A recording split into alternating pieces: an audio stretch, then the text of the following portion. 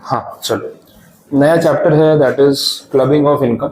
ये इसका simple name है, टेक्निकली बोलते हैं income of other person included in assessees total income. Simple words में हम बोलते हैं क्लबिंग, ठीक है, एक वन वर्ड में उसको क्लबिंग बोलेंगे। अब मेन ऑब्जेक्टिव क्या है टॉपिक का पहले वो समझते हैं, हम ये क्यों पढ़ रहे हैं।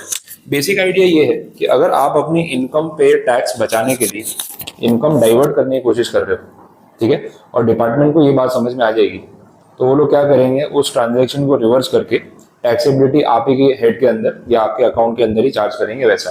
और सिंपल सी बात है, जो पैसा मैंने कमाया तो अल्टीमेटली साल के एंड में टैक्स तो मुझे ही भरना है उसके ऊपर। मैं क्या कर रहा हूँ, स्लैब रेट हैवी हो जाता है, एक रेंज के ऊपर जाता है, तो मैंने सोचा एक काम करता हूँ, जितनी एक्स्ट्रा इनकम है हायर स्लैब में है ना, थोड़ी बहुत इनकम मेरे वाइफ के अकाउंट में, मेरे पेरेंट्स के अकाउंट में काउंट कर लेता हूँ, क्योंकि उनकी उतनी इनकम है नहीं, तो उनका बेसिक एग्जेम्पशन लिमिट मुझे सीधा सीधा यूज करने को मिल जाएगा। तो मैं मान लो ऐसा कुछ है कि मेरी 20 लाख रुपीज की इनकम आ रही है, मैं सोचा यार इसके ऊपर अगर 115 BAC भी लेंगे तो 0 to 4 lakh, 4 to 8 lakh, 8 to 12 lakh, 12 to 16 lakh, 16 to 20 lakh, ये सारा हो जाएगा। अब जो रेट्स हैं, चलो यहाँ 0% है, यहाँ 5% है, यहाँ 10% है, ठीक है, यहाँ 15 है, यहाँ 20 है, तो इतना सारा टैक्स क्यों भरूँ मैं। इससे बेटर है ये अमाउंट जो है वो मेरे फैमिली में किसी के नाम पे ट्रांसफर कर देता हूँ। ये फादर के नाम पे ट्रांसफर कर दिया, ये वाला मदर के नाम पे ट्रांसफर कर दिया, ये वाला वाइफ के नाम पे ट्रांसफर कर दिया, अपने आ गए 12 लाख के अंदर, तो इतने में तो मेरी इनकम भी एग्जेम्प्ट हो जाएगी। 87A का रिबेट लगा के ये सब भी 4-4 लाख रुपए में एग्जेम्प्ट हो जाएंगे। तो जहाँ 20 लाख रुपए पे मेरा इतना सारा टैक्स आता, अब यहाँ पे 1 रुपये भी टैक्स नहीं आएगा। तो ऐसे अगर मैं कमाया मैंने पूरे साल, सीधा सीधा इनकम बांट दी सबके अकाउंट में और 31 मार्च के बाद वापस ले ली, तो डिपार्टमेंट बोलेगा ये कैसी बात है, ऐसे थोड़ी ना हिसाब होगा, कमाया आपने तो टैक्स तो आपको ही देना पड़ेगा।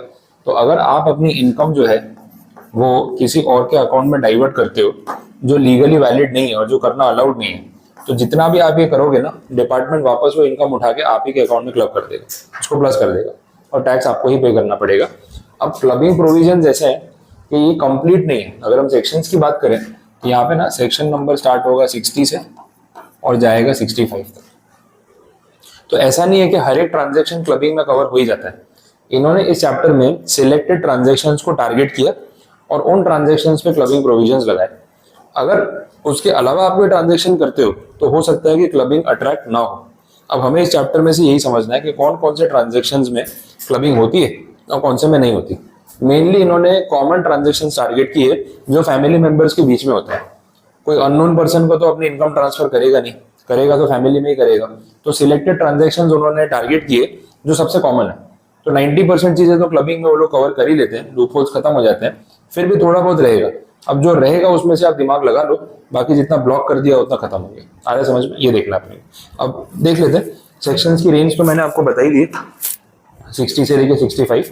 तो सेक्शंस ही एक एक करके शुरू करते हैं। चलिए, सबसे पहला है section number 60, transfer of income where there is no transfer of asset. Topic वहीं से स्टार्ट हो रहा है, पहले पेज पे तो खाली समरी दी। Transfer of income where there is no transfer of asset. मैंने अपनी असेट आपको ट्रांसफर नहीं की, लेकिन असेट से जनरेट होने वाली इनकम आपको ट्रांसफर कर दी। ये कैसे हो सकता है? प्रॉपर्टी मेरे नाम पे और किराया आपके अकाउंट में टैक्सेबल हो रहा है, ये कैसे पॉसिबल है? डेफिनेटली अलाउ नहीं होना चाहिए। तो अगर असेट ट्रांसफर किए बिना उस असेट से जनरेट होने वाली इनकम मैं किसी और के अकाउंट में डाइवर्ट कर दूं और डिपार्टमेंट को पता चल जाए, तो वो इनकम वापस से मेरे अकाउंट में एड बैक कर देंगे और टैक्स मुझे ही पे करना पड़ेगा। सिंपल स्टोरी, समझ आया? नेक्स्ट सेक्शन 61 है transfer of income with revocable transfer of asset. जुगाड़ ढूंढा अपन ने। सेक्शन 60 में क्या बोला था? असेट ट्रांसफर किए बिना इनकम ट्रांसफर नहीं कर सकते। बोले सर कोई बात नहीं, मैं पहले असेट ट्रांसफर कर देता हूँ, फिर देखता हूँ डिपार्टमेंट वाले क्या करते हैं।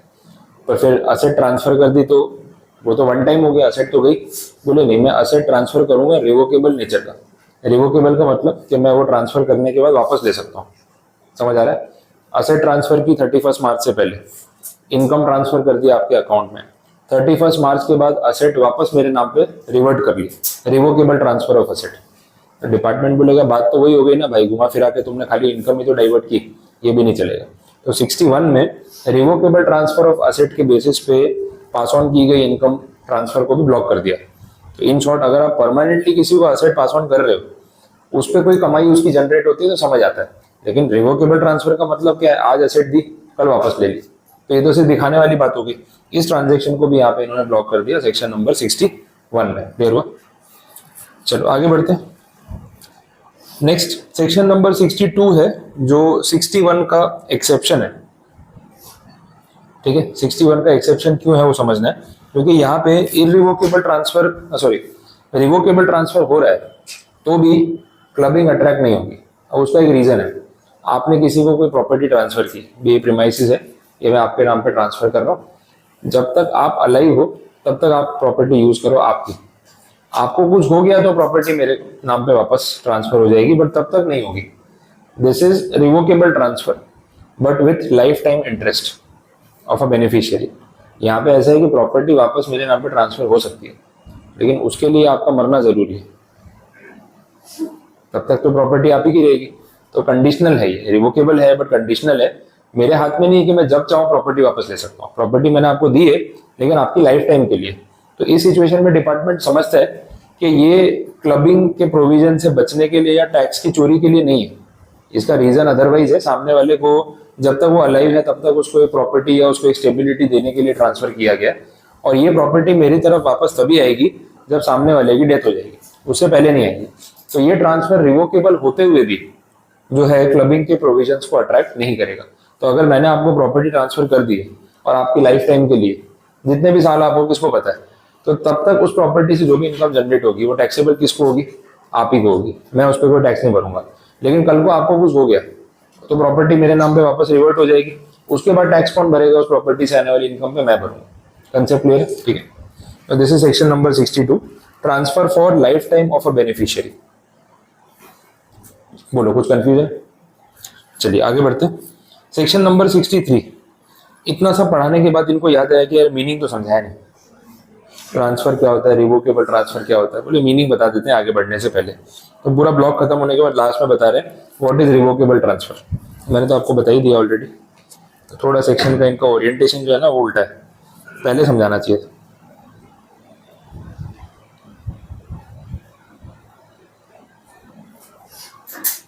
चलो आगे बढ़े। Section 64 subsection 1 clause 2 remuneration to spouse. Important part है इस चैप्टर का, टिक करके रखना। काफी सारी कंडीशंस है और इंटरेस्टिंग भी है। रेम्यूनरेशन टू स्पाउस, अब इसमें ऐसा कुछ है कि एक एंटिटी है, ठीक है, उस एक एंटिटी में हस्बैंड और वाइफ दोनों काम कर रहे हैं, ठीक है, दोनों रेम्यूनरेशन अर्न कर रहे हैं और इनका इस एंटिटी में इन्वेस्टमेंट भी है। तो इनकम कैसे टैक्सेबल होगी? अब सेक्शन 64 सबसेक्शन 1 क्लॉज 2 जो है इन जनरल ऐसा बोल रहा है कि अगर एक एंटिटी में जहां पे दोनों स्पाउस में से किसी एक का सब्सटेंशियल इंटरेस्ट हो, ये वर्ड है ना फर्स्ट चैप्टर में आया था, मैंने बोला था कि आपको ये मैं डेफिनेशन तब बताऊंगा जब आगे कहीं पे यूज होगी। सब्सटेंशियल इंटरेस्ट होने का मतलब है कि इस एंटिटी में हस्बैंड का जो होल्डिंग है वो 20% या उससे ज्यादा है। होल्डिंग, प्रॉफिट शेयरिंग, ओनरशिप, जो भी आप बोलो, इन्वेस्टमेंट, 20% हिस्सा जो है वो स्पाउस में से किसी एक पर्सन का है, और उसी एंटिटी से दूसरे स्पाउस को कोई रेम्यूनरेशन मिल रहा है, सैलरी, ठीक है। तो सेक्शन ऐसा बोलता है कि ये रेम्यूनरेशन दूसरे स्पाउस के अकाउंट में सीधा सीधा क्लब हो जाएगा। मतलब हस्बैंड की कंपनी है और उसमें वाइफ सैलरी पे एम्प्लॉय है, तो वाइफ का रेम्यूनरेशन हस्बैंड के अकाउंट में टैक्सेबल होगा। Even vice versa is okay, gender neutral point है। वाइफ की कंपनी है, हस्बैंड ऑन पेपर सैलरी पे है, तो हस्बैंड की इनकम वाइफ के अकाउंट में टैक्सेबल होगी। ऐसा इन्होंने डायरेक्टली सबसेक्शन 1 क्लॉज 2 में बोल दिया। रेम्यूनरेशन टू स्पाउस, ये क्यों प्रोविजन बनाया गया उसका रीजन है क्योंकि लोग बिजनेस में ऐसे ही करते हैं। अभी मेरा बिजनेस है, मेरी पार्टनरशिप फर्म है, एलएलपी है, कंपनी है, ठीक है। अब उस बिजनेस से जो भी मेरी इनकम आ रही है उस इनकम के ऊपर अच्छा खासा टैक्स आ रहा है और मेरा स्लैब रेट जो है उसमें टैक्स ऊपर जा रहा है। मैं क्या करूंगा, मेरी वाइफ सपोज हाउस वाइफ है, उनकी कोई अर्निंग इनकम नहीं है, मैंने सोचा एक काम करते हैं ना, टैक्स बचा लेते हैं। तो मैंने क्या किया, ऑन पेपर वाइफ को कंपनी में एम्प्लॉय बना दिया। ऑन पेपर वो कंपनी में आती भी नहीं, काम करती भी नहीं, एम्प्लॉय बना दिया और उसको महीने की सैलरी दे दी 50,000 रुपये पर मंथ रेम्यूनरेशन, ठीक है। अब इस हिसाब से 12 महीने के हो गए 6 लाख रुपए। तो मेरी इनकम में से जो 6 लाख रुपए माइनस हो रहे हैं ना, मैं उसको एक्सपेंस के तौर पे दिखा रहा हूँ, तो मेरी टैक्सेबल इनकम इनडायरेक्टली डाइवर्ट हो गई। सब लोग करते हैं, क्या प्रॉब्लम है? ठीक है, समझ आ रहा है? एक एंट्री दिखानी हर महीने कि 50,000 रुपए वाइफ के नाम का जो बैंक अकाउंट है उसमें ट्रांसफर कर दिए, हो गया, सैलरी पे कर दी। इस वजह से लोग इनकम डाइवर्ट करके टैक्स बचाने की कोशिश करते हैं। उसको रोकने के लिए इन्होंने सेक्शन बनाया 64 सबसेक्शन 1 और क्लॉज नंबर है 2, जिसमें बोला कि भाई स्पाउस को रेम्यूनरेशन अगर आप दे रहे हो जिस एंटिटी में आपका खुद का सब्सटेंशियल इंटरेस्ट है, तो वो रेम्यूनरेशन आप ही के अकाउंट में क्लब हो जाएगा, स्पाउस के अकाउंट में टैक्सेबल नहीं होगा। बट इस तरीके से डायरेक्टली इसको ब्लॉक कर देना भी तो ठीक नहीं है। आपको ये प्रोविजन पढ़ के ऐसा नहीं लगा कि कहीं गलत भी हो रहा है? अब जरूरी थोड़ी ना है कि वाइफ को जो रेम्यूनरेशन दिया जा रहा है वो गलत ही है। क्या पता वाइफ क्वालिफाइड हो, क्या पता सच में काम कर रही हो वहां पे जाके, और जो उसको सैलरी मिल रही हो मार्केट रेट के हिसाब से सही भी हो, फिर क्यों क्लबिंग हो रहा है? फिर अननेसेसरी हस्बैंड क्यों टैक्स भर रहा है? ये तो फिर ऐसा हो गया कि एक एंटिटी में दोनों लोग काम ही नहीं कर सकते साथ में। जेन्युइन काम कर रहे हैं, पूरा दिन काम कर रहे हैं, तो भी टैक्सेबिलिटी जो है वो हस्बैंड के अकाउंट में आ रही है, एक के अकाउंट में आ रही है, तो गलत नहीं हो जाएगा? तो फिर इसके इन्होंने एक्सेप्शन या प्रोविजो बनाया। तो जो मैंने आपको बोला जनरल कंडीशन है, उसके बाद उन्होंने बनाया प्रोविजो। प्रोविजो में ऐसा बोला कि अगर स्पाउस, अपन ने रेफरेंस पॉइंट में ऐसा लिया कि हस्बैंड का सब्सटेंशियल इंटरेस्ट है और वाइफ रेम्यूनरेशन सैलरी पे है, वाइस वर्सा भी चलेगा, उससे कोई फर्क नहीं पड़ेगा। प्रोविजो में उन्होंने बोला कि जो वाइफ है अपने एग्जाम्पल में, या तो वो क्वालिफाइड है, या उसके पास टेक्निकल नॉलेज है, या उसके पास वर्क एक्सपीरियंस है, उसके बेसिस पे उसको ये जॉब दी गई है, और जो रेम्यूनरेशन उसको दिया जा रहा है वो मार्केट रेट के हिसाब से सही है, मतलब बाकी किसी को भी इतना ही मिलता। इसको अपने बोलते हैं आर्म्स लेंथ प्राइस, ट्रांजैक्शन जो मार्केट रेट के हिसाब से हो या फेयर मार्केट प्राइस पे हो वैसा। तो क्वालिफिकेशन, टेक्निकल नॉलेज या वर्क एक्सपीरियंस। क्वालिफिकेशन है मतलब डिग्री है, टेक्निकल नॉलेज है मतलब कोई सर्टिफिकेट कोर्स किया होगा, प्रैक्टिकल काम सीखा होगा, और वर्क एक्सपीरियंस का मतलब है कि पास्ट में ये सेम टाइप का काम उसने किया हुआ है और उस एक्सपीरियंस के बेसिस पे वो ये काम कर सकती है। बहुत सारे केसेस में डिग्री जरूरी नहीं होती, वर्क एक्सपीरियंस भी काफी होता है, या काम करते करते भी आप सीख जाते हो। इवेंट मैनेजमेंट हो गया, एटसेट्रा, ये सब चीजें हो गई, तो आप वर्क एक्सपीरियंस के बेस पे भी कर सकते हो। क्रिएटिव काम हो गया, अब वो डिपेंड करता है, जिसकी क्वालिटी है उसको समझ आ रहा है वो कर रहा है, डिग्री की जरूरत नहीं होती। तो ऐसे केसेस में भी अलाउ किया गया। तो ये 3 इंस्टेंसेस अगर है, इनमें से कुछ भी है, तो फिर क्लबिंग नहीं होगा।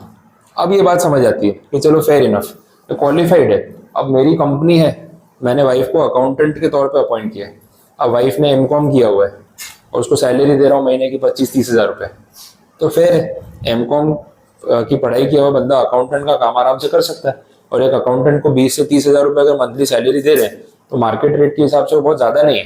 2 लाख रुपए महीना सैलरी दे रहा हूँ तो ज्यादा हो जाएगा, क्योंकि इतनी तो शायद कंपनी में डायरेक्टर को नहीं मिल रही होगी।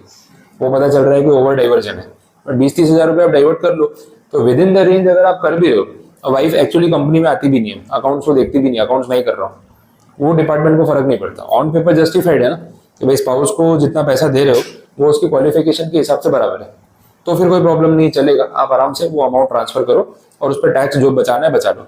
तो उतना अमाउंट वाइफ के अकाउंट में ट्रांसफर हो गया तो उसको बेसिक एग्जेम्पशन मिल गया, तो 4 लाख रुपए तक तो टेंशन ही नहीं है, समझ आ रहा है? तो आप उतने तक डाइवर्ट कर सकते हो। तो ये जो प्रोविजो है उसमें उन्होंने प्रैक्टिकली बात को क्लियर कर दिया, लेकिन पहले एक बार के लिए तो डायरेक्ट की कंडीशन ही ब्लॉक कर दी थी कि जिस एंटिटी में स्पाउस में से किसी एक का सब्सटेंशियल इंटरेस्ट हो, उसमें दूसरे स्पाउस को अगर रेम्यूनरेशन दी जा रही है तो वो रेम्यूनरेशन क्लब हो जाएगी, ऐसा डायरेक्ट बोल दिया था, बट फिर ये एक्सेप्शन में डाल दिया। आ रहा है समझ में? क्लियर हुआ? चलो, ये बेसिक कंडीशन थी। अब एक्सप्लेनेशन में अलग अलग पॉसिबिलिटीज है, वो भी देख लेते हैं। मैंने आपको प्रोविजो तक बता दिया, अब जो एक्सप्लेनेशन नंबर 1 है वो समझना, उसमें क्या बोला है। इसमें ऐसा कुछ है कि जो एंटिटी है उस एंटिटी में हस्बैंड और वाइफ दोनों का सब्सटेंशियल इंटरेस्ट है, हो सकता है ऐसा, हस्बैंड का भी है और वाइफ का भी इंटरेस्ट, दोनों के पास शेयर होल्डिंग है, 20-20, 25-25% शेयर दोनों के पास। पार्टनरशिप फॉर्म है तो प्रॉफिट शेयरिंग भी दोनों के पास, और ये क्राइटेरिया फुलफिल हो रहा है।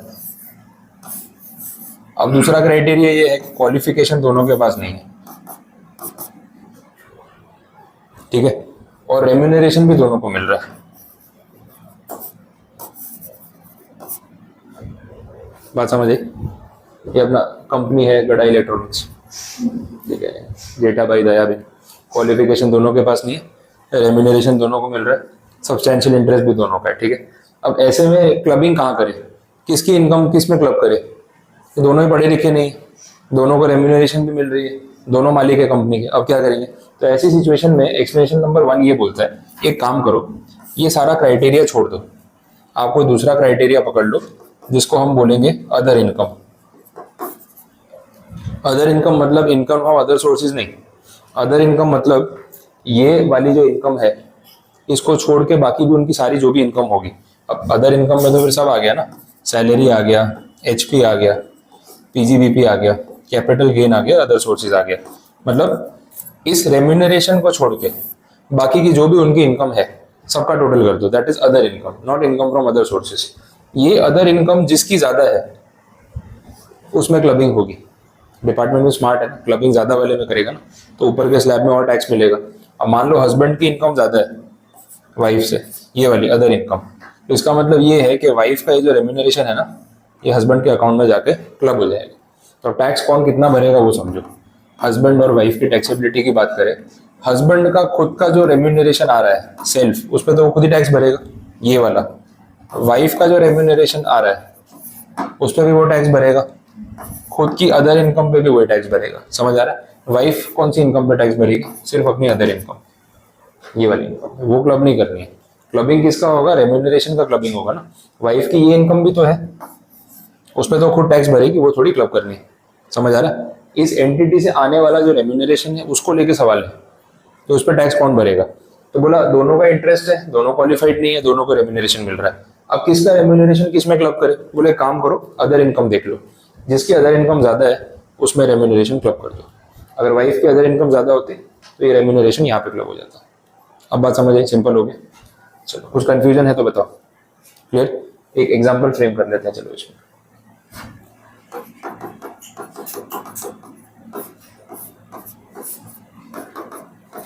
दोनों का सब्सटेंशियल इंटरेस्ट है 25-25%। सिंपल। क्वालिफिकेशन दोनों के पास नहीं है। हस्बैंड का रेम्यूनरेशन है 35,000 रुपीज पर मंथ, वाइफ का रेम्यूनरेशन है 45,000 rupees per month.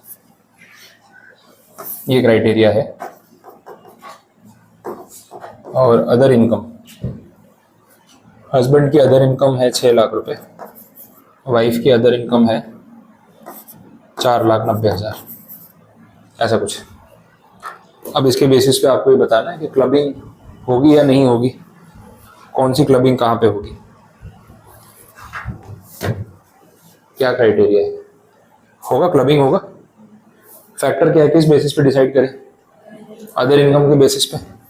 Other income husband की ज्यादा है, तो वाइफ का जो रेम्यूनरेशन है वो कहाँ पे क्लब हो जाएगा? हस्बैंड के अकाउंट में। बात समझ आई? अब टैक्सेबिलिटी की बात करें कि कौन कितने अमाउंट पे टैक्स भरेगा, वो टोटल भी समझ लो आप। हस्बैंड और वाइफ दोनों का कंप्यूटेशन कर लेते हैं। हस्बैंड का खुद का रेम्यूनरेशन तो हस्बैंड के अकाउंट में टैक्सेबल होगा, तो 35,000 इंटू 12, ये तो आ ही जाएगा 4,20,000, प्लस हस्बैंड का खुद का अदर इनकम, वो भी प्लस होगा, और वाइफ की रेम्यूनरेशन भी तो यहाँ प्लस हो जाएगी। समझ आ रहा है? तो 45,000 इंटू 12 कर लो कितना हो रहा है, 50, 90, 540। समझ आया? तो ये खुद का रेम्यूनरेशन, ये वाइफ का रेम्यूनरेशन, और ये खुद की अदर इनकम, तीनों प्लस हो गई। टोटल करके देख लो कितना बन रहा है। ये हटा देता हूँ इसका काम।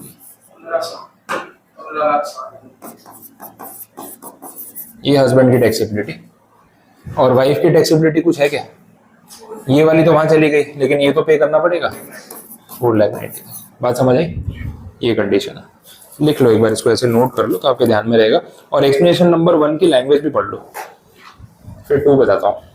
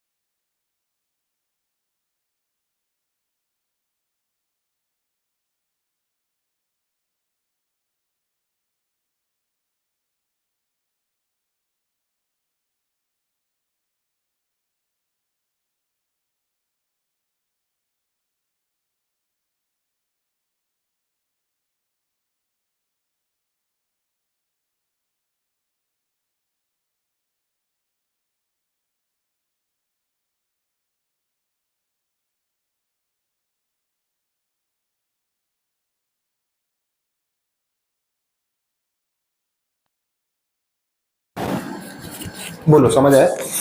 Explanation number 1 clear.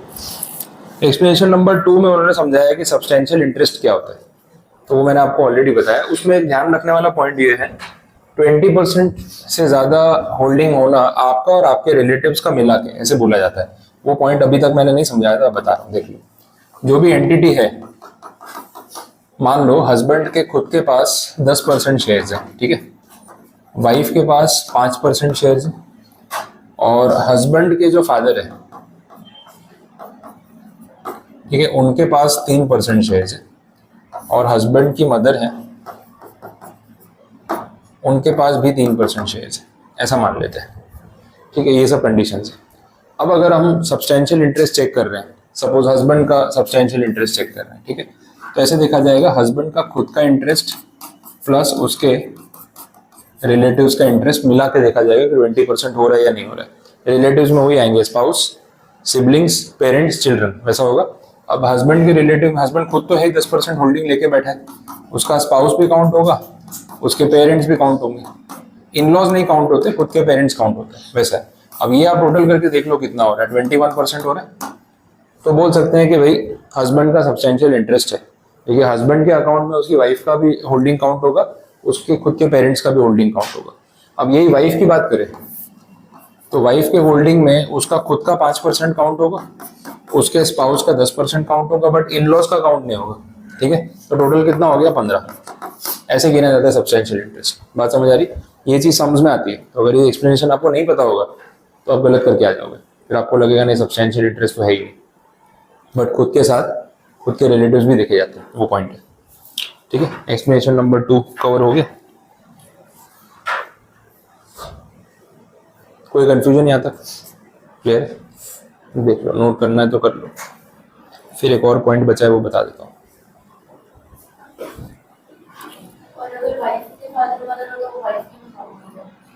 हाँ, वो अगर हो तो काउंट होगा। वाइफ के फादर और मदर के पास भी कंपनी में कोई स्टेक हो तो वो फिर वाइफ के अकाउंट में प्लस होगा। ये खुद के पेरेंट्स ऐड होते हैं, इन लॉज ऐड नहीं होते। वो पॉइंट दोनों के लिए रेलेवेंट है वैसा।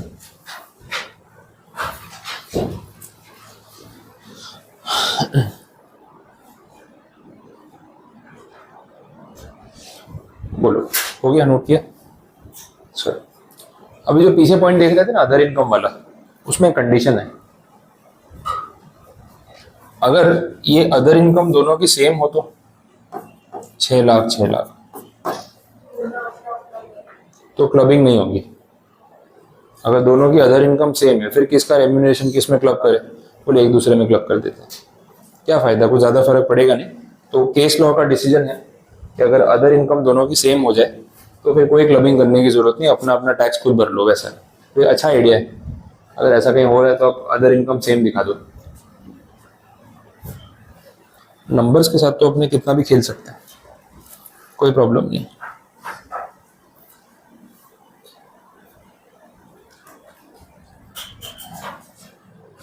चलो आगे बढ़ते हैं। अब कुछ केस लॉज के डिसीजन दे रखे हैं। पहला तो मैंने आपको बता दिया कि दोनों का अदर इनकम सेम है तो क्लबिंग अट्रैक्ट नहीं होगा। सेकेंड पॉइंट में बोला if spouse has enough skill by way of experience of that job clubbing will not be attracted. वो बात भी होगी थी, कोई qualification, technical knowledge, work experience, वो मैंने बता ही दिया, ये सब कवर हो चुका है। नीचे जो इलस्ट्रेशन है वो इसी टाइप के, आप ट्राई कर सकते हो, बन जाएंगे। मैं आपको आगे कंडीशंस पहले थोड़ी कंप्लीट करा देता हूँ, फिर आप देख लेना। चलो नेक्स्ट जो क्लॉज है that is clause number 4, income from asset transfer to spouse. ठीक है, कंडीशन वही है, आपने असेट स्पाउस को ट्रांसफर कर दी और उस असेट से स्पाउस ने कोई इनकम अर्न कर ली तो अल्टीमेटली वो क्लब तो आपके अकाउंट में ही होने वाली है। स्पाउस को असेट ट्रांसफर की तो आपने कोई पैसे तो लिए नहीं होंगे। बात समझ आ रही? तो income from asset transfer to spouse में भी क्लबिंग वाली बात तो डायरेक्टली एप्लीकेबल होने ही वाली, वो बात हमें ध्यान में रख के चलनी है।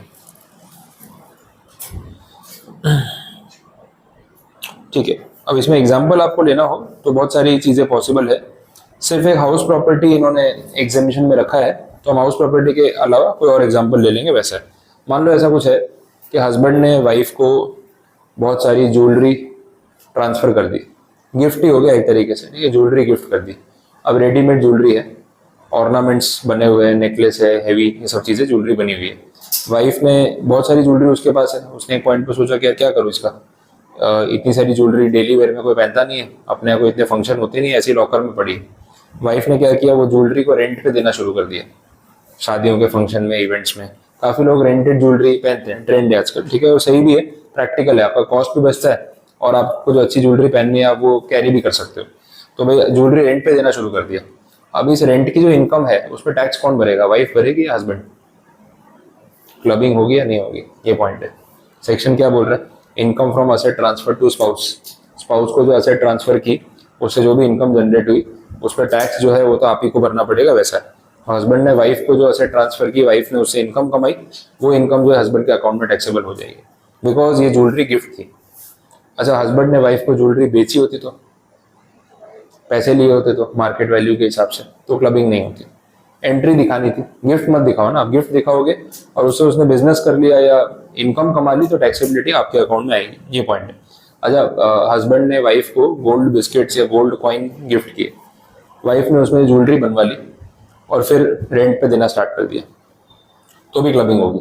फॉर्म चेंज होने से असेट के कोई फर्क नहीं पड़ता, ये पॉइंट भी यहाँ पे इन्होंने क्लैरिफाई किया, ठीक है, ये सब चीजें हैं। हाउस वाला केस एक्सेप्शन में रखा है, तो इसका मतलब ये है कि हाउस प्रॉपर्टी अगर गिफ्ट की है, वो उसने रेंट पे दी है, तो रेंटल इनकम क्लब नहीं होगी, क्योंकि other than house property clearly बोला हुआ है, तो उस चीज को अलग रखा गया है वैसे।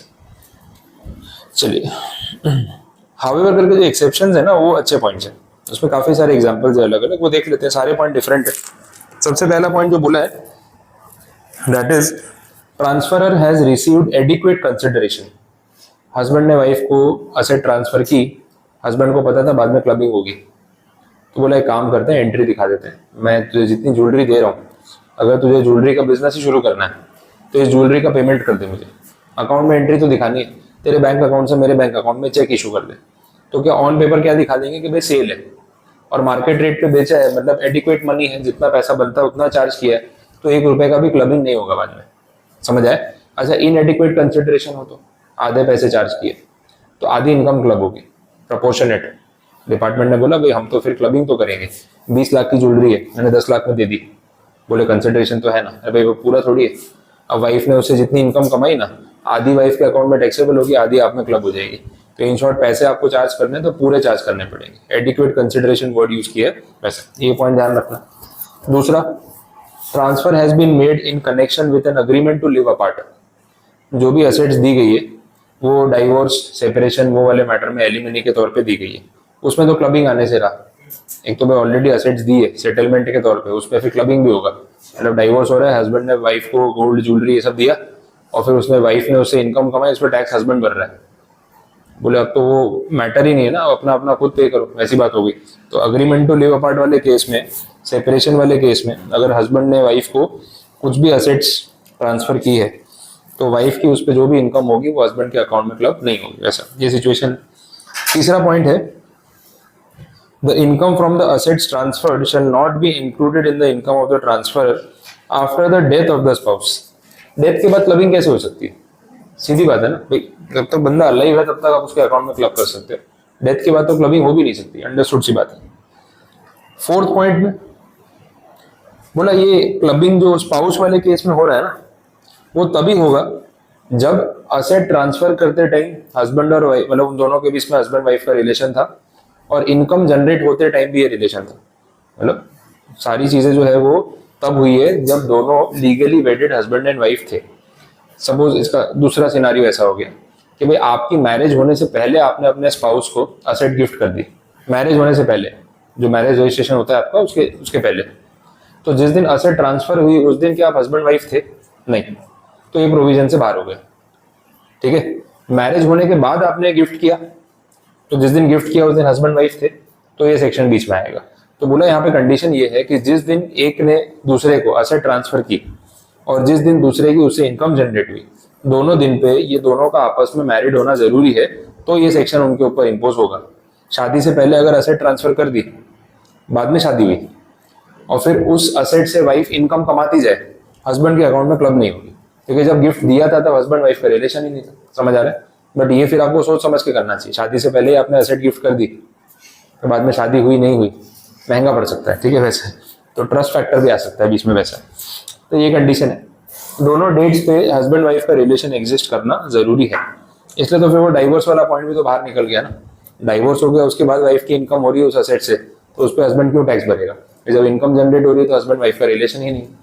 Point clear? चलो नेक्स्ट देखते हैं, फिफ्थ वाला पॉइंट देखो।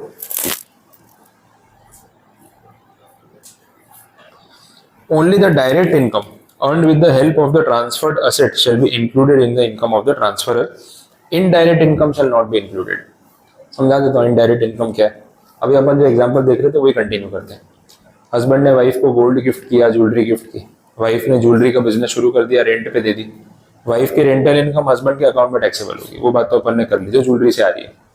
अब वो रेंटल इनकम जो वाइफ ने कमाई वो कहीं तो बचा के रखी होगी, वाइफ ने उसकी एफडी करवा दी। अब उस एफडी पे इंटरेस्ट जनरेट हो रहा है, अब वो इंटरेस्ट पे टैक्स कौन भरेगा? वाइफ भरेगी या हस्बैंड? वो भी हस्बैंड के अकाउंट में क्लब हो रहा है। हस्बैंड बोले तुम तो गला ही पकड़ लिया मेरा, सारा टैक्स मैं ही भरूंगा, उसका बिजनेस भी मैं ही संभाल लेता हूँ। मतलब मैंने गिफ्ट कर दिया ज्वेलरी, भाई गलती हो गई, उससे वो कमा रही है, उसमें तो टैक्स मैं भर रहा हूँ। उसको बोलता तो भी नहीं भरती, भरना मैं नहीं था, तुम मेरे से भरवा रहे हो।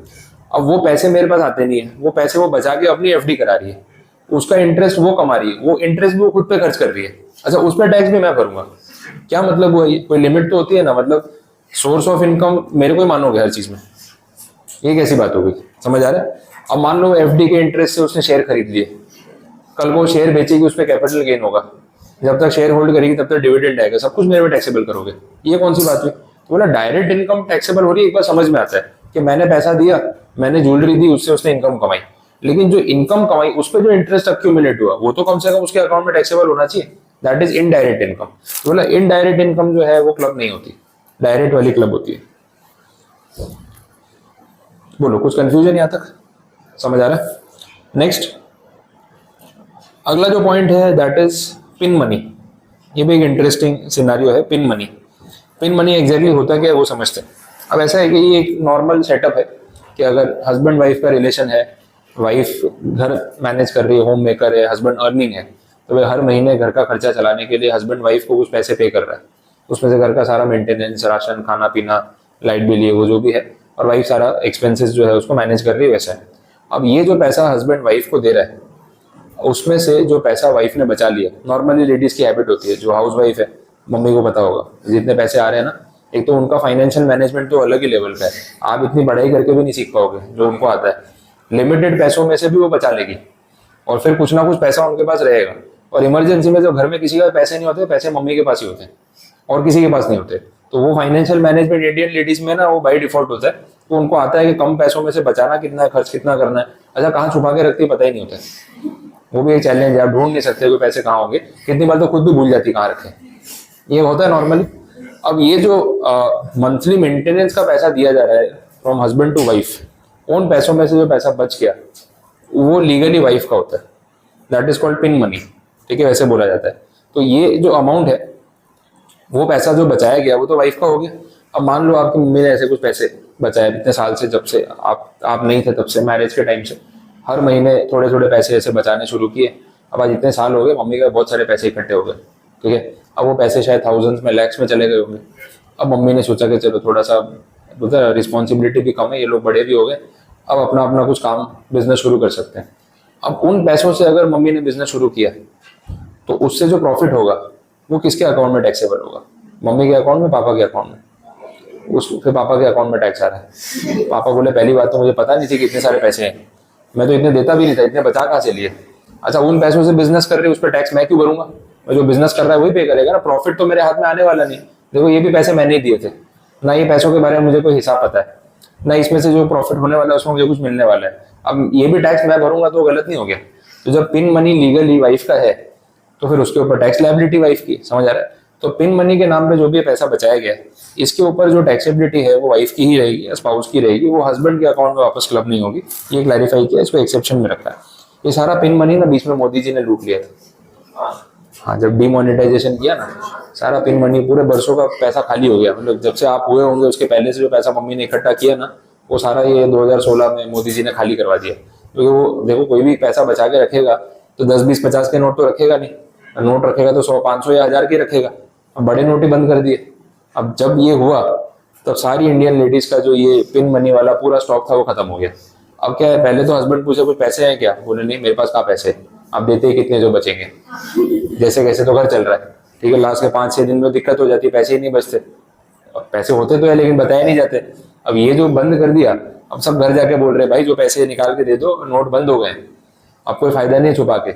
अब लेडीज को समझ नहीं आ रहा पहले तो कि ये क्या हो गया। अब बोले पैसे दूं कि नहीं दूं, पहले तो सोच रही है, 1-2 लोगों से सलाह कर रही है पैसे बताऊं कि नहीं बताऊं। तो बोला कोई फायदा नहीं, नहीं बताओगे तो कागज के टुकड़े वो पड़े रहेंगे, बाद में कन्वर्ट होंगे नहीं। तो फिर क्या, पूरे घर में ट्रेजर हंट खेल रहे लोग, कहाँ कहाँ पैसे छुपा के रखे। एक तो पैसे रखे भी ऐसी ऐसी जगह पे होते हैं, कोई क्या चोरी करने आ जाए ना, कोई तो इमेजिन ना कर पाए कि यहाँ भी पैसे हो सकते हैं। कोई आटे के डब्बे में रखे हैं, कोई कपड़े होते हैं कपड़ों की पॉकेट में डाल रखे हैं, वो कपड़े कपड़ में पड़े हुए हैं। अब कौन सी पॉकेट में किसके पैसे कहाँ रखे हैं फिर याद नहीं है। फिर कोई ड्रॉअर में छुपा रखे हैं। अब इतनी तिजोरी के अलावा हर जगह पैसे होते हैं। चोर आएगा बेचारा कंफ्यूज हो जाएगा, बोले मैं तिजोरी लूटने जाऊँ कि किचन में जाऊँ, बोले पैसे लूटने किचन में जाते, कोई ना कोई डब्बे में से कुछ निकलेगा। वो कहाँ कहाँ रखे होंगे। अब खुद ही इतने साल से छुपाई जा रही है पैसे और भूल गई। अब ढूंढो घर में बैठ के कहाँ कहाँ कितना कैश पड़ा है, क्योंकि एक भी 1000 का नोट रह गया तो बाद में दुखेगा मम्मी को भी और पापा को भी, क्या पैसों का नुकसान हो गया। अब ढूंढ ढूंढ के सारे नोट निकाले, पैसा इकट्ठा किया, अब पापा को ही देना पड़ा, कहाँ जाएंगे। पापा बोले टेंशन मत ले, तेरे जितने पैसे हैं 2000 के नए नोट दे दूंगा। हर घर में ये स्कीम चली है और किसी ने दिए नहीं है, किसी ने नहीं दिए, क्योंकि पापा के खर्चे इतने होते हैं घर के। तो जैसे ही पैसे आए बोले यार ये यहाँ काम आ जाएंगे, वहां काम आ जाएंगे, कहीं ना कहीं खर्च हो गए। अब मम्मी चिल्ला रही, बोले बोला था पैसे वापस दे देना, दिए नहीं। बोले दे दूंगा यार, कहाँ जा रहे हैं, कहाँ जा रहे हैं, लेकिन आ भी नहीं रहे। ये हर घर में सिचुएशन चली। वो सारा जो इतने साल का बैलेंस था ना वो खत्म हो गया। तो मोदी जी के आधे वोट तो वहीं चले गए, ये लेडीज तो देगी नहीं। बोले हमारे सारे पैसे लूट लिए, ठीक है, काला धन वापस लाने की बात हुई थी, ये तो जो घर में था वही खत्म कर दिया। तो बोले नहीं नहीं, ये काला धन तो था नहीं जो वापस लाने की बात की थी, ये तो इंडिया के बाहर से लाना था, तो सारा खत्म हो गया। अच्छा, उसके बाद अब वापस से नया खाता शुरू हुआ, फिर से पैसे बचाने शुरू करो। अब 2-2 हजार के नोट बचाने में लेडीज को टेंशन हो रहा है। बोले तो पिंक कलर की नोट अच्छी तो लग रही है, बट ये मोदी जी का भरोसा नहीं है। फिर 2 साल बाद वापस आके नोट बंद करो तो कहाँ जाएंगे। और कर भी दी, देखो 2000 की नोट वापस बंद कर दी। तो मतलब ऐसा at the end of the day लग रहा है कि पूरा ही बेवकूफ बना दिया, या तो खुद बेवकूफ है या हमको बना रहे हैं। तो तुमने 500-1000 वाली बंद करके 2000 की निकाली, अब 2000 वाली बंद कर दी। तो जो इतनी देर लोगों को लाइन में लगाया वो फायदा क्या हुआ। जब 3-4 साल में नोट वापस बंद ही करनी थी तो 2000 की इतनी बड़ी डिनोमिनेशन की नोट निकालनी नहीं चाहिए थे। फिर बोले नहीं वो ज्यादा बड़ी डिनोमिनेशन की नोट है तो ऐसा है वैसा है, ब्लैक मनी ट्रांसफर करना ईजी हो जाता है, कम नोटों में ज्यादा पैसे ट्रांसफर हो जाते हैं। तो ये बात पहले नहीं सोची थी जब छाप रहे थे, तब तो फटाफट निकाल के लाइन में लगा दिया लोगों को। तो वो टोटल फेलियर है डिमोनेटाइजेशन, और कोई उसका सोर्स नहीं है। कल ही मैं वो वीडियो देख रहा था, उसमें बता रहे थे ब्लैक मनी का जो ये मतलब फेक करेंसी का जो प्रिंटिंग और ये सब चीजें होती है जो गवर्नमेंट ने बंद किया कि भाई 1000 के नोट बंद कर दिए। बोले फेक करेंसी छापने वालों ने इतना रिसर्च कर लिया है कि बोले अपनी जो इंडियन करेंसी की नोट है करंटली उसमें कुछ 22 सिक्योरिटी फीचर्स है। तो बोले 17 फीचर्स तो इन लोगों ने क्रैक कर लिए हैं जो एज इट इज कॉपी हो जाते हैं और पता नहीं चलती, और मशीन में चेक करो तो भी ओरिजिनल दिखती है। तो थोड़े बहुत ही बचे हैं जिससे थोड़ा बहुत डिफ्रेंसिएशन हो सकता है कि असली है कि नकली है। तो ये पाकिस्तान वाले लगे हुए उस चक्कर में कि इनकी नोट का ओरिजिनल हमें बना के दिखाना है। तो 22 में 17 फीचर कॉपी कर लिए, मतलब सोचो वो लोग भी कितना दिमाग लगा रहे हैं। अब बचे ही कितने। तो आम आदमी को तो समझ ही नहीं है कि नोट असली है कि नकली है। तो इतनी मेहनत कर करके फायदा कुछ नहीं हो रहा। अब गवर्नमेंट चाहे तो ये सारा चक्कर खत्म करके ऑनलाइन सिस्टम पे जा सकती है, पर फिर इलेक्शन में दिक्कत हो जाएगी। ऑनलाइन सिस्टम में चले गए तो इलेक्शन कैसे होगा। कोई पॉलिटिकल पार्टी इलेक्शन जीत ही नहीं पाएगी, पॉसिबल ही नहीं है। फिर एमएलए भी तो खरीदने होते हैं। अब एमपी एमएलए को तुम 10-20 करोड़ रुपए पेटीएम थोड़ी कर सकते हो कि भाई आजा हमारी पार्टी में आजा। ऐसे ही चलता है ना आजकल, देख भाई तेरे पे 4 केस चल रहे हैं, हम नहीं करवाए, अब इधर आजा, केसेस खत्म हो जाएंगे। तो जैसे ट्रांसफर करेगा सारे कोर्ट केस धीरे धीरे वाइंड अप, फिर क्या है वो क्लीन चिट मिल जाती है कि नहीं नहीं इसने कुछ नहीं किया, सारे झूठे इल्जाम थे। 50-50, 100-100 करोड़, 200-200 करोड़ के केस चल रहे हैं, ऐसे ही खत्म हो जाते हैं। बस पार्टी चेंज कर लो आप। वो पार्टी फ्री में थोड़ी चेंज कर रहा है, कुछ तो पैसा लेगा। अब वो पैसा तो सारा कैश में जाएगा। तो वो ऑनलाइन पूरा जो इकोनॉमी है वो कन्वर्ट करने गए तो सिस्टम नहीं चल पाएगा। तो इसके लिए कैश तो जरूरी है। अब तुम कैश चलाओगे तो पड़ोसी भी तो फिर नकली नोट बना बना के डालेगा। उनको ही मालूम है कि इनसे भी तो कैश नहीं छूटेगा ना, चोरी तो सारे ही कर रहे हैं। वो बांग्लादेश है, नेपाल है, पाकिस्तान है, सब जगह से नकली नोट जो है इंडिया में भेजते रहते हैं, और फिर वो मिक्स हो जाता है, पता नहीं चलता असली क्या नकली क्या है। ऐसा सिर्फ पेट्रोल पंप वाले को पता चलता है, वो ऐसे करके देखता है। मैं बोला हाँ भाई तेरे को मतलब गांधी जी दिखेंगे, डोनाल्ड ट्रम्प थोड़ी होगा उसके अंदर। सीधी बात है, बोला ऐसे करके तेरे को क्या पता चल रहा है। मैं तो उसको पूछता बोला भैया कुछ समझ आया क्या? बोलता है नहीं नहीं असली है। बोला तुम्हारी अलग ही आंखें दी है तुमको भगवान ने, ऐसे देख के पता चल जाता है असली है नकली है।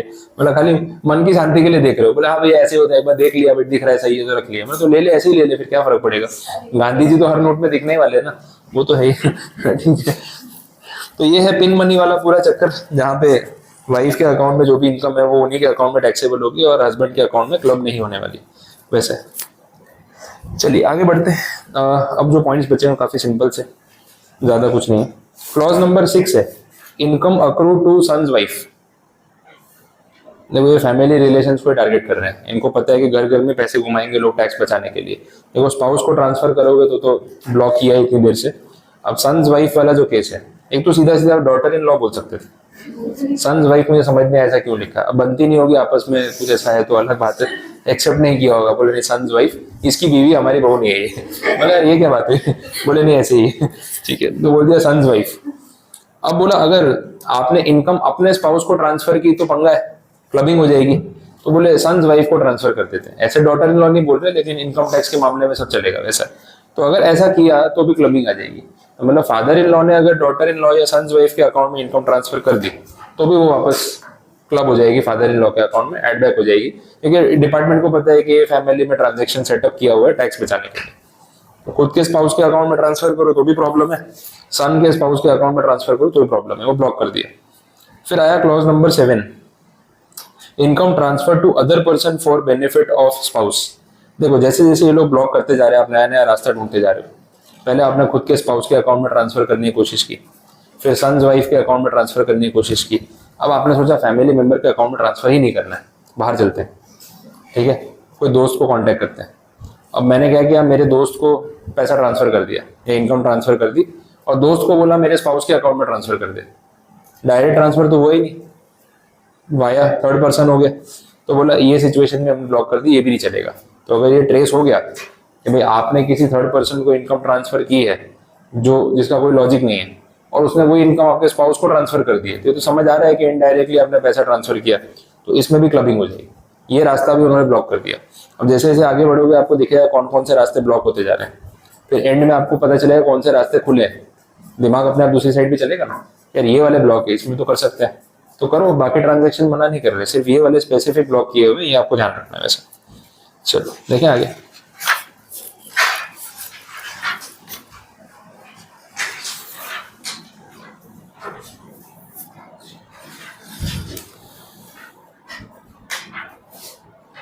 अगला पॉइंट है clause number 8 income transfer to outsider for benefit of sons wife. समझ आ रहा है, थर्ड पर्सन को ट्रांसफर किया था स्पाउस को ट्रांसफर करने के लिए तो प्रॉब्लम है, थर्ड पर्सन को ट्रांसफर किया, बोला स्पाउस को मत कर सन्स वाइफ को ट्रांसफर कर दे, तो डायरेक्टली ट्रेस नहीं होगा, बट ये भी ट्रेस हो गया तो इसमें भी क्लबिंग आ जाएगी। ये रास्ता ब्लॉक कर दिया।